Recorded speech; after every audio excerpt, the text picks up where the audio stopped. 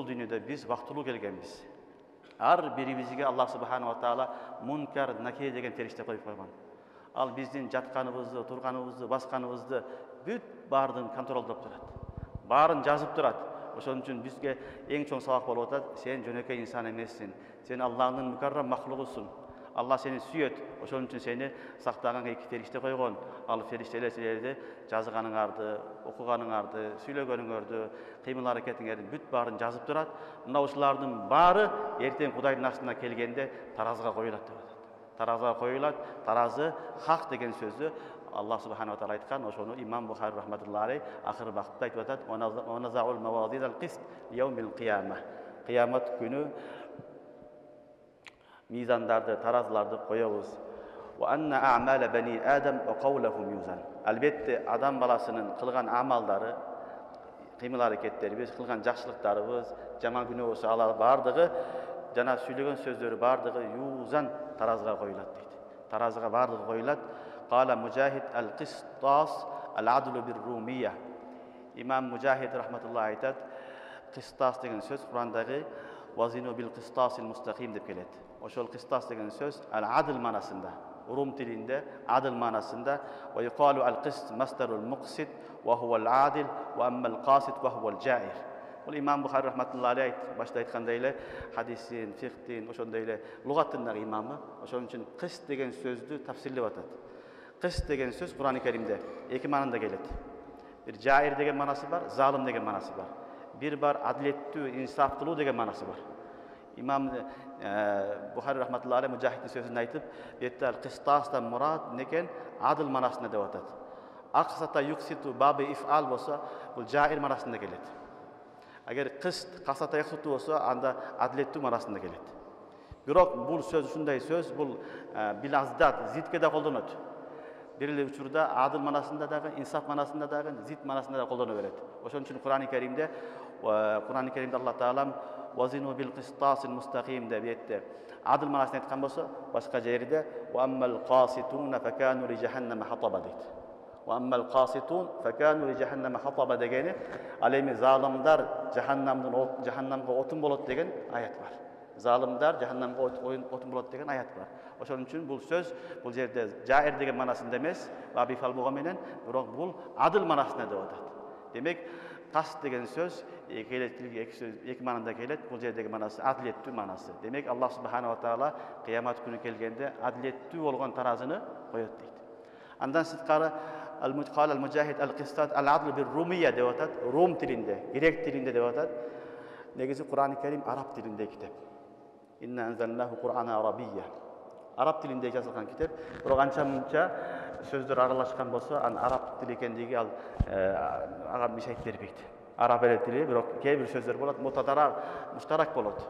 Эки тили колдонот. Ошон үчүн Аллах субханаху ва таала бул жерде Румия болсо деле, арабтарда деле ушул кыстас адыл манасында колдонот деп имам Бухари рахматуллахи алейхи негизги өзөгүндагын баяндап кетти.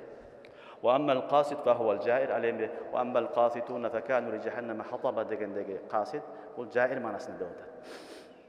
Андан кийинки маселе имам Бухари рахматуллахи алейхи ушул акыркы бапты кайым кылып бизге чоң сабак берип атат. Бул сабак амалдардын башталышы неме менен башталат экен? Ниет менен башталат. Китабул иманда иннамал а'малу бин-ният деп баштаганбыз. Амалдардын акыры эшикке алынат бул неме менен? Таразы менен, эсеп китеп менен. Иннамал а'малу бин-ният менен биз баштайбыз. Бисмилла деп жашооду, окууду, иштерибизди. Акыры анын натыйжасы, анын акыркы натыйжасын Аллах субханаху ва таала ахиретте берет. Ал эсеп китеп менен. Кимдин эсеп китеби канчалык оор болсо, салмактуу болсо, ошончолук Аллахтын астында кадырлуу, бактуу болот. Кимдики жеңил болуп калса, ал кадырсыз болуп калат. Алла таалам сактасын. Кийинки хадисте ушул качан адам баласы амалы кадырдуу болот, салмактуу болот, кайсы сөздөр, кайсы амалдар салмактуу, кийинки хадисте пайгамбарыбыз саллаллаху алейхи ва саллям баяндап атат. Хадистен алдын дагы бир айтып турган маселе, имам Бухари рахматуллахи алейхи китабы Тавхидте негизги максат фиракил батила, батыл фиркаларды рад кылган. Туура эмес жамааттар бар. Биз ахлу суннат вал жамаат деп айтабыз.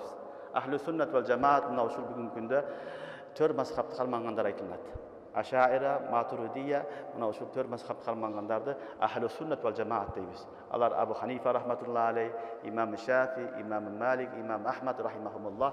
Mana şunu biz Ahlus Sünnet vel Cemaat deymiz. Ahlus Sünnet vel Cemaat'ın akidasında mizan hak, tarazi bolat. Kıyamet günü kelgende adam balasının ar bir kılgan amalının tarazası bolat deydi. Alemi kebir adaşkan kavimler var, kıyamet günü tarazi bolbayt deydi. Oşolordun birisi Mu'tazila. Mu'tazila degen cemaat var. Alar kıyamet günü kelgende tarazı yok deydi. Bu Kur'an-ı Kerim'deki vazinu bil kıstasil mustaqim ve naza'ul mavazine bil kıstil yevmel kıyame degende adaletlülükte öyle tabir kılışat. Adaletlülükte tabir kılışat. Negizli tarazı degen nesi bolbayt deydi. Alemi Ahlus Sünnet vel Cemaat biz aytabız kadimki tarazı bolat deymiz. Bu tarazı kanca tarazı dese Kur'an-ı Kerim'de naza'ul mavazin degen cam sigası kullangan. Köptük türüne. Ulamalar aytat, kebir ulamalar aytat, tarazının ayvay türü köp deydi. Kebir ulamalar ar bir adamga özünçe bir taraz alıp gelinet deydi. Oşol adamdın özünün amalı, kılgan işini özünçe taraza koyulat deydi. Kebir ulamalar aytat, çok. Amaldar köp bolgon üçün amaldarga jaraşa Allah Taala tarazını alıp gelet deydi. Jakşı amalga özünçe taraza, namazga özünçe, orozaga özünçe, jakşılıkka özünçe taraza deydi. Biroq jumhur ulamalar, köptөгөн mufassirinler, muhaddisler aytat, birille taraza bolat deydi. Bul taraza bire bolat. Biroq aябай çoң bolat.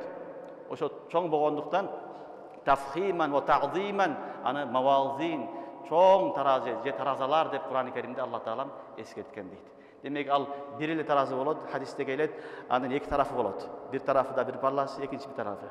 Birille tarazının bir tarafına uşul asman жерди koysoň büt bar batıp ketet deydi. Büt bar batıp ketet, uşunday çoң tarazı kıyamet gününde Allah Subhanahu wa Taala koyat, oşoga gelip alıp gelip ar bir adamdın kılgan amallarını eseptelet. Taraza koyulat. Ve men ya'mal miskale zarratin hayran yara ve men ya'mal miskale zarratin şerran yara. Kıpınday jakşılık kılsaň аны da görösün. Kıpınday jamandyk kılsaň аны da görösün. Al günde eçteke jogolboyt. Büt bardı hazır, nazır Allah Subhanahu wa Taala alıp gelip oşol jerde ne kılat? Aslında görsötet deydi. Oşondoy tarazı bul hak deydi. Demek biz boş adam emespiz.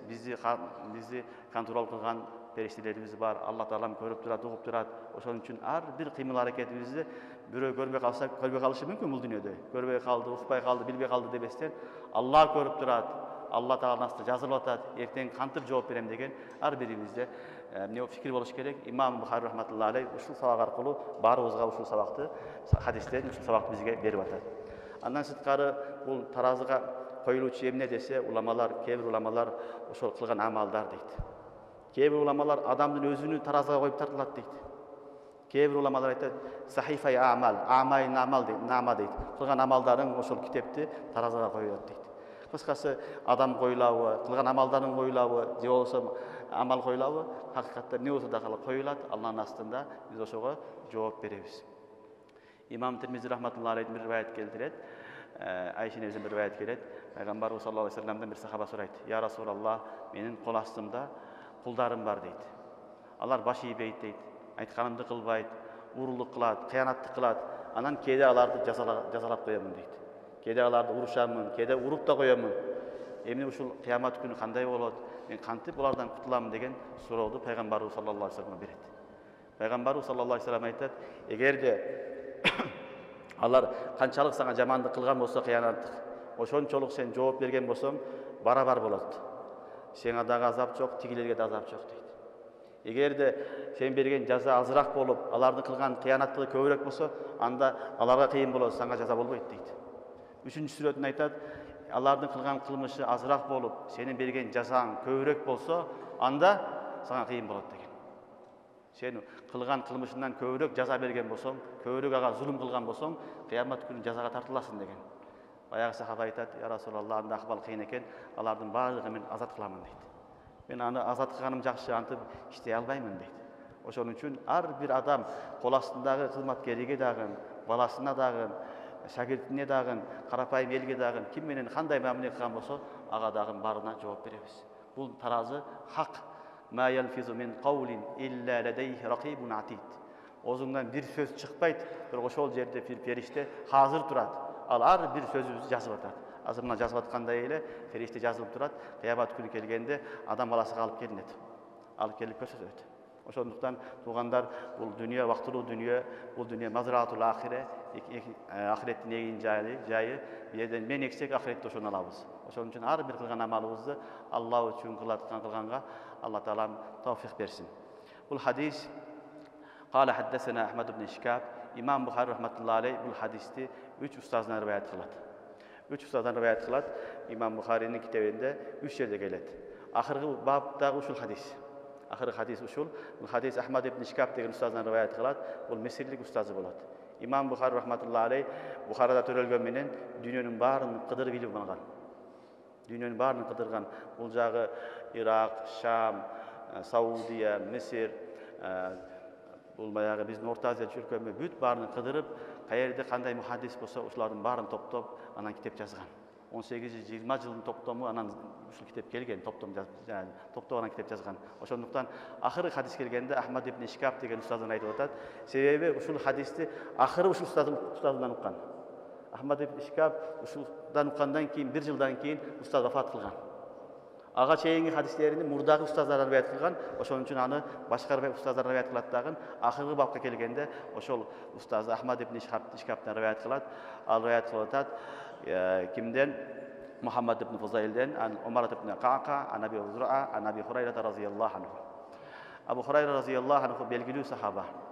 Sahabaların içindeki en köp rivayet kılgan adamların birisi. Peygamberimiz menen bolgon 3 yıl bolgon. Handakta kelip musulman bolgon. Andan keyin 3 yıl peygamberimiz menen жүргөн, bирок эң көп hadis rivayet kılgandардын birisi ушул сахаба. 5463 hadis rivayet kılat. Adaşmasam 5463 hadis rivayet kılat. Başkası 6000'ge jakın rivayet kılgan ravi ушул Abu Hurayra radhiyallahu anhu bolat. Özü aytat, bunday makamga kantip jеттиңиz dese, ellerдің бардығы sahabalar баягы дыйкандар дыйканчылыгына кетет, мухажирлер базарга кетет. Мен кедей адам элем дейт. Курсагым тойсо болду. Пайгамбардын астында күнү-түнү жатып, курсагым тойсо болду. Алар билбегенди угуп, алар жогунда мен азыр болуп угуп, ушул деңгээлге жеттим дейт. Мына ушул хадистен билинет, ким устазга канчалык жакын болсо, ошончолук илим берекелүү болот. Ошончолук көп илим алат. Мына ушул Абу Хурайра разияллаху анху түнү күнү ысык суук дебестен пайгамбардын астында чогуу жүрүп, эң көп риваят кылуучу сахабаларга айланган сахаба. Мына ушул Абу Хурайра разияллаху анху пайгамбарыбыз саллаллаху алейхи ва салламдан риваят кылат. Пайгамбарыбыз саллаллаху алейхи ва саллам айтат: "Калиматан хабибатан илар-рахман, خفيفتان على اللسان ثقيلتان في الميزان سبحان الله وبحمده سبحان الله العظيم." Мына ушул хадис. Эки сөз бар дейт. Ал Рахманга, Аллага өтө жагымдуу, тилге өтө жеңил, таразыда өтө салмактуу. Ал кайсы сөздөр? Субханаллахи ва бихамдихи субханаллахил азим. Субханаллахи ва бихамдихи кичинекей эки сөз. Аллахка өтө жагымдуу, Рахманга өтө жагымдуу, тилге өтө жеңил, таразыда өтө салмактуу дейт пайгамбарыбыз саллаллаху алейхи ва саллам. Мына ушул хадис менен имам Бухари рахматуллаху алейх өзүнүн китебине түгөтөт. Ушул менен имам Бухаринин китеби бүтөт. Эң кызыгы имам Бухари рахматуллаху алейх ушул хадисти риваят кылат. Ушул хадис менен башка хадисин карасаңар, эң биринчи риваят кылган рави устазы бул Хумейди. Кала хаддасана Хумейди. Ахырдагы устазы да кала хаддасана Ахмад ибн Ишкаб. Экөө тең хамд дегенден башталат. Mufassirinler, muhaddisler aytat, İmam Bukhari rahmatullahi bir yerde işaret kıldı. Elhamdu avvalan ve ahiran. Başında dagı, ahırında dagın Allah'a maqtaw deydi. Başında dagın, ahırında dagı Allah'a maqtaw. Allah maqtawga tatıktуу zat, oşon üçün kiteptin başında dagı ustazı Hümeydi hamdtan alıngan, ahırgı ustazı dagı Ahmad ibn İşkab, ol dagı hamdtan alıngan dep ne kılış işaret kıldı. Negizgi başında dagı Allah'a maqtaw boluş kerek, ahırında dagın Allah'a maqtaw boluş kerek. Çınıgı maqtawga taandык zat Allah subhanahu taala. Birincisi, ikincisi İmam Bukhari rahmatullahi aleyh birinci babdagı birinci hadis alып kelet. Al hadis Abu Hazret Umar radhiyallahu anhudan.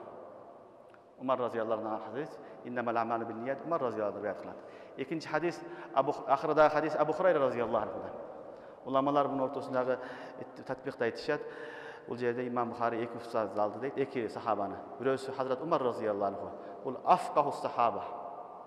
Sahabaların içindeki en çok fakih sahaba. Köptөгөн oylordu Kur'an'da al kelgen.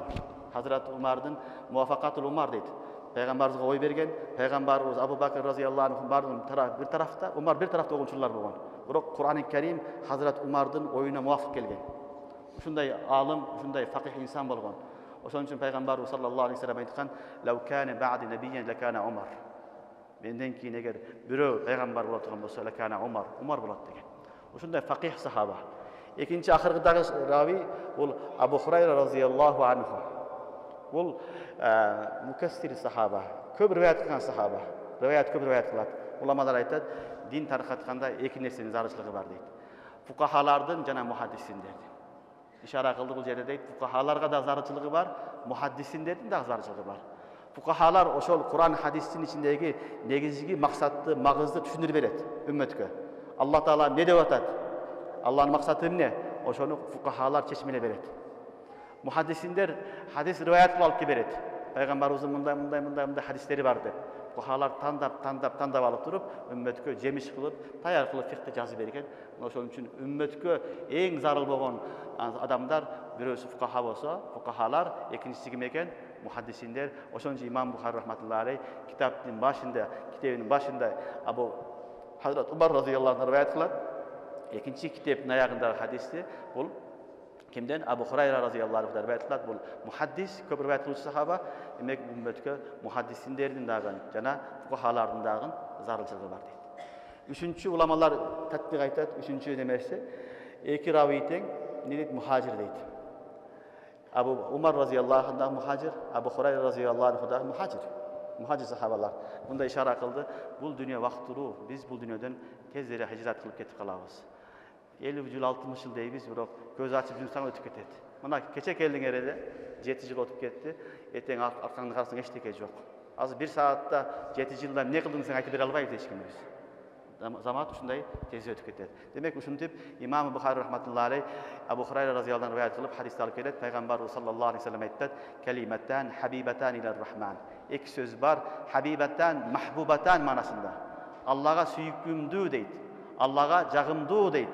Кимге? Алла деген жак ар-рахман, бооркер, мээримдүү, ырайымдуу, Аллага жагымдуу деди. Демек бул калима эмне экен? Калиматтан хабибаттан илар рахман. Хабиб болгондон кийин Аллах субханаху ва таала ошону ким айтып жүрсө, ким окуса, аны да жакшы көрөт. Сөз жакшы болсо, сөз Аллага жакса, ошону айткан адам дагы, ошону зикир кылган адам дагы Алланын сүйүктүүсү болот. Бул хадистен ишара кылды. Ким Алланын досу болом, Алланы сүйүктүү адам болом десе, ушул сөздү айтсын. Субханаллахи ва бихамдихи, субханаллахил азим. Субханаллахи ва бихамдихи, субханаллахил азим деген сөз Аллага жагат. Ушул сөздү ким айтса, ал дагы Аллага жагат. Ал дагы Аллахтын сүйүктүү аулиясы болот, Алланын досу болот дейт. Ошон үчүн калиматтан, хабибаттан, махбубаттан манасында Аллага өтө сүйкүмдүү, жагымдуу сөз, Рахманга жагымдуу, ырайымдуу, Аллага жагымдуу, ал бирок хафифатан алал лисан. Адам ойлоп калышы мүмкүн да, Аллага жагымдуу экен, көп иш кылыш керек окшойт, аны айтыш кыйын окшойт десе, Алла таала айтат, пайгамбарыбыз айтат, жок, хафифатан алал лисан. Тилге өтө жеңил дейт. Араб тилинде кээ бир сөздөр бар, өтө кыйын, оор. Аны талаффуз кылыш да кыйын, махараждан чыгарыш да кыйын, сүйлөш да кыйын. Араб тили Алла таала мекери тандаган эмес, өтө кыйын тил. Бирок Аллах субханаху ва таала бул ушундай сөздү тандаган, бул хафифатан алал лисан.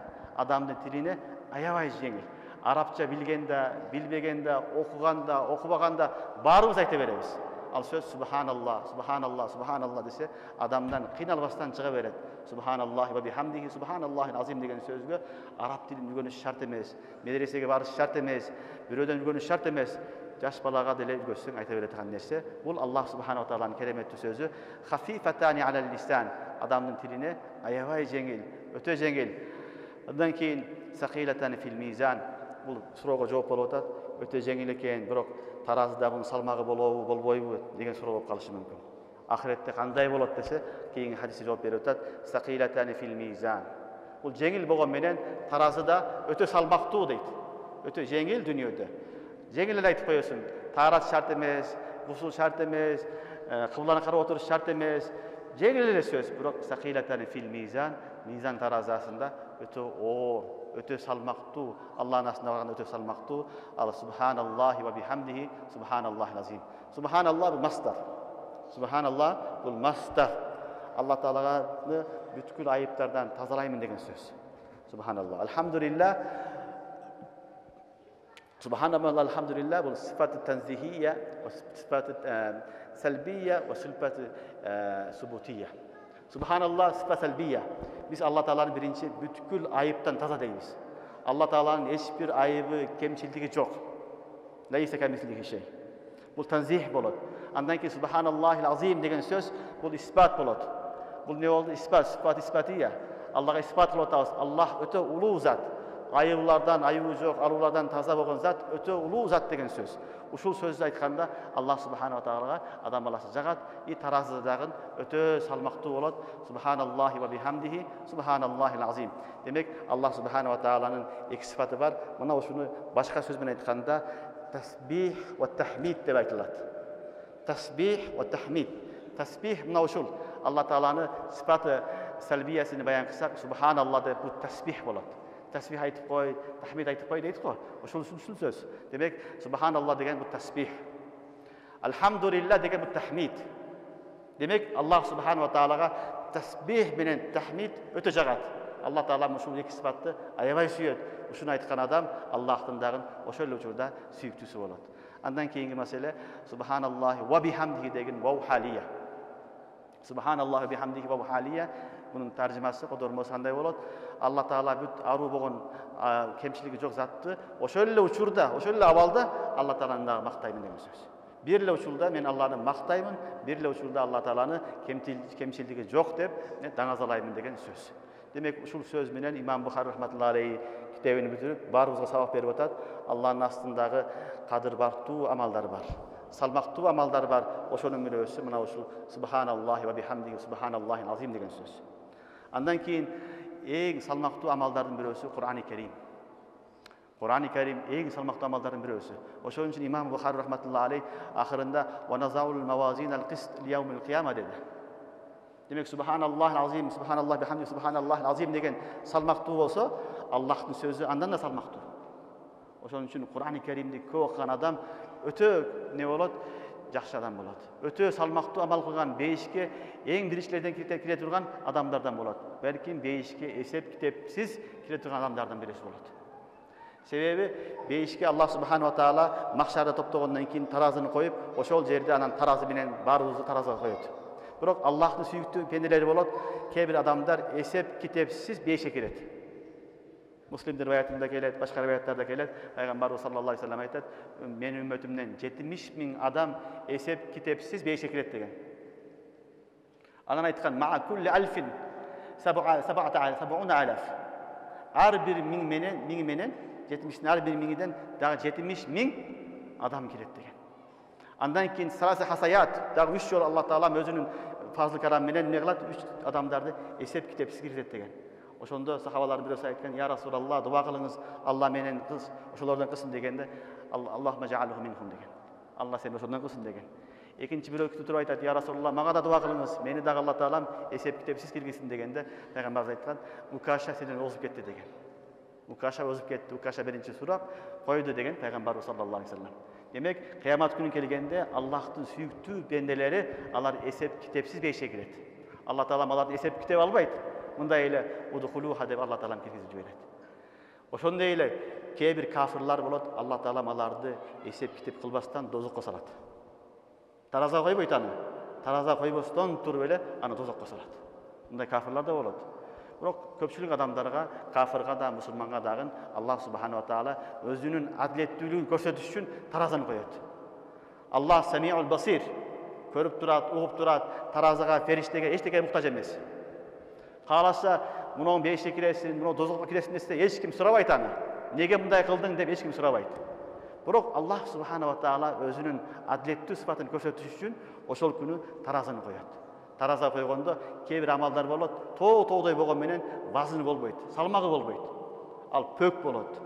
Бирок кичинекей амалдар болот. Ихлас менен кылынган амалдар болот. Кичинекей амалдар, ошонун бирөөсү Субханаллахи ва бихамдихи Субханаллахил азим. Tarazıga koygonda al tarazının bir tarafını ne kılat? Basıp kalat. Hadiste Peygamber sallallahu aleyhi ve sellem aytadi, "Subhanallah" degen tamlaul mizan. Mizan tarazıga doldurup salat deydi. Asman jerin barını koysan basıp koyot deydi. Daha bir hadiste gelir Peygamber sallallahu aleyhi ve sellem aytadi, bir adamdın kılgan amallarını yazıp koyup koyot deydi aslına. 99 kitapke toldurup koygon. Анан келип айтат экен Алла Таалам, ушул кылгандарың бардыгы туурабы, жазылгандар хак. Менин фериштелерим зулум кылган жокпу? Карачы, мында кошумча алымча жокпу? Сени иштериңби? Ооба дейт. Анан үмүтүн үзүп турган учурда Алла Таала айтат экен, бунун жакшылыгы барбы? Карагыла. Жакшылыгы жок. Анан бир жакшылыгы бар дейт экен, бир дарак алып келет, бир барак. Битака. Анда ашхаду ан ла илаха иллаллах ва ашхаду анна Мухаммад расулуллах деген келимеси бар экен. Ушу келимени таразага койгула дейт. Баягы адам айтат, Алла ушунча буякта мен деген күнөөлөрүм турса, бир барак эмне болот эле? Эчтеге жарабайт. Баары мен эми жаханнамга кеттим деген түшүнүккө келет адам дейт. Анан ошо таразынын бир тарафына ла илаха иллаллах калимасыны, экинчи тарафына жамандыгын баарын койгондо эмне болот дейт? Калима салмактуу болгондуктан басып коет дейт. Ал адам ошол калиманын берекети менен бейишке кирет дейт. Ошон үчүн бүгүн кадырсыз болгон калимабыз, туугандар, Аллахтын астында өтө кадырлуу бул, өтө салмактуу. Ошон үчүн илгергилер ушул калима үчүн ла илаха иллаллах үчүн жан берген. Азыр Карекебиз айтып кетти, Идрис Самыр айтып кетти, Союз ордагыны. Ошолор калима үчүн жан берди. Башка эчтеке жок, болгону ыйман сактап калайын деп. Аллах субханаху ва таала ошол бир эле калимасынын берекети менен иншалла аларды бейишке киргизет. Алардын кылгандарын топтобой эле иншалла бейишке киргизет. Биз үмүт кылабыз иншалла, Алла Таала ал устаздарды эсеп китепсиз бейишке киргизет иншалла. Эсеп китеп болбойт аларга иншалла. Ушинтип үмүт кылабыз Кудай кааласа. Ошон үчүн бул дүйнө вактылуу, туугандар. Өзүмө да айтам, баарыбызга айтам, эртең кылган амалдардын баардыгынын таразысы болот, эсеп китеп болот. Ошол жерде ким амма ман сакулат мавазину фа хува фи ишатир разия. Ва амма ман хаффат мавазину фа уммуху хавия. Ошон үчүн биздин таразыларыбыз эртең жеңил болуп калбасын. Көп амал кылып ана барганда натыйжа тескери болуп калбасын. Ошого Алла Таалам баарыбызга ихлас насип этсин. Эми таразыдагы амал кантип салмактуу болот десе, Имам Бухари рахматуллахи алейхи анын китептин башында айткан. Китептин башында иннамал амалу бин ният деген хадис окугансыңар. Ошондон айтып кетти, амал ниетке жараша деп. Демек, ниетиң жакшы болсо, амалың салмактуу болот. Алла кабыл кылат. Ниетиң бузулган болсо, тоодой амал кылсаң дагы эчтеке албайсың деп атат. Ошон үчүн баарыбызга Алла субханаху ва таала ниет туура кылганга товфик берсин. Экинчиси, таразыда эң салмактуу нерсе хуснул хулк. Ахлак. Ислам динидеги эң чоң нерсе бул ахлак. Балким мен сөздүн башында айтам деп унутуп калыпмын. Мына отургандарыбыздын баарыбыздын негизги максатыбыз биз адам болуш үчүн окуйбуз. Бул медреселердин, диний окуулардын өзгөчөлүгү башка окуулардан адам болгон үргөтөт. Бүгүн доктор болуп атат, инженер болуп атат, шофер болуп атат, башка багыттагы кесиптегилер чыга берет, окуйт. Бирок адам кандай адам болуш керек деген окуу жай жок. Бир окутуп коюшу мүмкүн, бир-эки сабак киргизип. Бирок баштан аяк адам кандай болуш керек, адамга үлгүлүү ким деген сабакты ушу медресе окутат. Баарыбызга үлгүлүү болгон Мухаммад саллаллаху алейхи ва саллям. Пайгамбарыбыз Алла Таала үлгү кылып жиберген. Ошол заттын китептерин окуп биз адам болгон үлгүнү алабыз. Пайгамбарыбыздын үлгүсү баарыбызга үлгү болот. Ошон үчүн негизги нерсе бизге некен адам болушулук. Ошо адам болуш үчүн эң чоң негизги нерсе бул хуснул хулк. Жакшы хулк, адеп ахлак. Адеп ахлакты бир таразыга койсоң, экинчи таразыга башка нерселерди койсоң, башка нерселерди, амалдарын бүт баарын басып коет. Ошон үчүн биз адеп ахлак менен күндүз орозо кармап, түнү тахажжуд окуган адамдардан озуп кетишибиз мүмкүн. Өсүп кетишибиз мүмкүн. Түнү намаз окуйсуң, күндүз орозо кармайсың, бирок адеп ахлагың жок. Тилиң жаман, өзүң жаман, кылыгың жаман, пейилиң жаман, сен кыяматта жакшы даражага жете албайсың. Ошон үчүн эң негизги нерсе бул адеп ахлак. Алла Таала мага дагы, силерге дагы баарыбызга адеп ахлактуу кылганга товфик берсин. Адеп ахлагыбызга Алла Таалам оңдогонго, пайгамбарыбыз саллаллаху алейхи ва салламдын сүннөтүнө жакын болгонго Алла Таалам баарыбызга товфик берсин. Демек, ушул менен Имам Бухари рахматуллахи алейхи акыркы сабагын бүтүрүп атат. Баарыбызга чоң сабак болду. Ал нерсе биз кылган амалдарыбыз эсеп китеп болот. Ошону унутпайлык. Эртең медреседен чыгабыз балдар. Чыккандан кийин силер окуган нерсе, силер эл менен аралашасыңар. Аралашканда адеп ахлагыңар көрсөткүлө биринчиси. Экинчиси сүйлөйсүңөр. Кутба кыласыңар, жума баяндайсыңар, казиятта иштейсиң, муфтиятта иштейсиң мүмкүн, мечитте иштейсиң мүмкүн, талаба окутасың. Ошон үчүн Имам Бухари бизге баарыбызга сабак берип атат. Ар бир сөзүңө ушар бол дейт. Ар бир сөзүңдү эмне кыл, таразыга коюп, өлчөп, анан сүйлө деп атат. Себеби хадисте айтып атат: "Ва анна а'мала бани адам ва qawluhum yuzan." Каул айткан сөзүң абага учуп кетпейт. Анын да таразасы бар. Элге кантип кайрылып атасың, кантип баян кылып атасың, кантип сүйлөп атасың, ушулардын баардыгын өзүңөр таразалагыла. Керектүүсүн айткыла, керексиздигин айтпагыла. Ушундай сөз айткыла, аны бул дүйнөдө, ахиретте испаткылаткан болуш керек. Биздин устаз Шейх Ислам Мухаммад Таки Усмани хафизахуллах көп айтат эле, атам көп айтат эле бизге дейт. Балдарына насихат кылганда Муфти Шафиса рахматуллахи алейх. Муфти Шафиса рахматуллахи алейх туугандар, бул киши азыркы 7-8 мөлкөнүн муфтиси болгон, бир эле доордо. Ал убакта Девбанд эле эмес эмес, ошол убакта Девбанд Хиндустан, азыркы Индия, Бангладеш, Пакистан, Бирма, Шри-Ланка, ушулардын бүт бардыгы, Афганстан тегерегине чейин жери камтыган мамлекет болгон. Ушулардын бардыгынын муфтиси болуп турган адам болгон. Өтө чоң адам. Ошол киши айтат балдарына, китеп жазсаңар, ар бир жазган сөзүңөрдү, сүйлөгөндө ар бир сөзүңөрдү жазгандан кийин ойлогула. Жазганымды мен эртең соттун астына барганда далилдегенге кудуретим жетеби, жетпейби? Биринчиси, эгер мамлекет сени чакырып калса, ошого жооп бере аласың, бербейсиңби сөзүңө? Ошону кара. Эгер мамлекетке жооп бере алсаң, жаз. Экинчиси айтат экен, ахиретте Кудайдын астына барганда жооп бере аласыңбы ошол сөзүңө? Анан жаз, анан сүйлө дейт экен. Ошон үчүн ушул осуят баарыбызга тийишелүү болгондар. Мага дагы, силерге да баарыбызга тийишелүү. Ар бир сөзгө этият кылайлык. Бүгүнкү күндө азыр интернеттин доорунда билгенде, билбегенде ар ким эле чыгып эле сүйлөп атат, айдан эмес. Дин сүйлөгөн менен таркалбайт туугандар. Дин ахлак менен таркалат. Дин өзүнүн акыйкаты менен таркалат, чындыгы менен таркалат. Ошон үчүн ар бир сөзүбүз санаттуу болсун. Китептеги сөздөр болсун. Ханафи мазхабынын сөзү болсун. Матурид акида деп атат, акида сөзү болсун. Эхтият кылып сүйлөйлүк. Аны сөз өзүнүн сөзүң бар экен деп сүйлөй берсен, эртең мамлекеттин астына жооп бере аламбы? Аллахтын астына жооп бере аламбы деген бизде не түшүнүк болсун. Ошо түшүнүк менен иншалла окусак, ошо менен элге баян кылсак, элге сабак окусак, Кудай кааласа иншалла дүйнө ахиретибиз дагы абад болот. Алла таалам дүйнөнүн жакшылыгын берет, ахиретине жакшылык берет. Иншалла кылган амалдарыбыз кыямат күнү таразыда салмактуу болот. Мына ошо менен бүгүнкү сабакты бүтүрөбүз. Алла таалам кабыл кылсын. Мына окуган илимиңер куттуу берекелүү болсун. Алла субханала таала коркулбасын. Мына ушундай жалтырап, элдин кызматында болуп, мамлекетибиздин, элибиздин, жерибиздин кызматында жүрө бергиле. Ва ахиру давана алхамдулиллахи раббил алемин. Субханака ла илма лана илля ма алламтана иннека анта